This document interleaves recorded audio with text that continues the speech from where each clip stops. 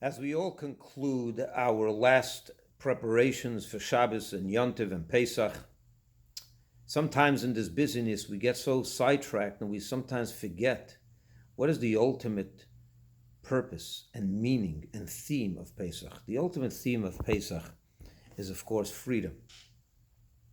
We're supposed to feel free today, or this on Passover. What does it mean to be free? First of all, many people ask me, I was never a slave, I was never in Egypt, my freedom is my natural state of existence. I don't feel that this has to be some extraordinary celebration of some sort where I came out of some imprisonment and now I'm free. So let me define freedom maybe from a different perspective. I'll give you an analogy from nature. Let's take a plant. Every element of nature is either free or not. Let's take a plant, for example. A flower. What's the freedom of a flower? If you give a flower water and you give it air and you give it the elements which it needs to grow, it is free. The fact that it's stuck in one place and it can't move around is hardly an imprisonment for a plant. It doesn't expect that. There's no such expectation. That is the ultimate freedom of a plant. Give it its water, its air, its ability to grow, it's fine.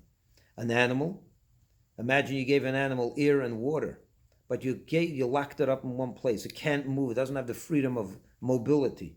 It's the ultimate imprisonment for an animal. An animal has the potential to move freely. You take away that potential, it can maximize its potential. That is the ultimate enslavement for an animal. A human being, give a human being water, food, drink, air, and the ability to move, but you took away the extra element of the human being, which is its most important potential. And that is the ability to rationalize intellectually and the intellectual development. You've put that person into prison. If you give a person everything but the ability to think rationally, he's in prison.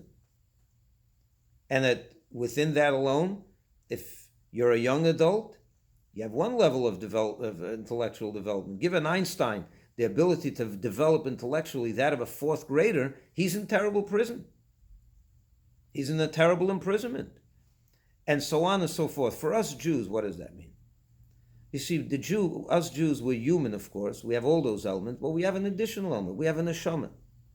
We have a godly soul that God gave us at Mount Sinai, each one of us, when we were born, starting at Sinai. And that neshama has a tremendous potential to connect to God, to be godly, and so on. Take away from the Jew that element of his being, and you have thrust him into Egypt, he's behind bars. He's in imprisonment of the worst kind. Because to become godly is the ultimate potential of a human being, and especially of a Jew. Take that away from him, you turned him into, it's like turning a human into an animal. He can move freely, he can do whatever he wants, but he can't maximize his ultimate potential. That is the definition of slavery.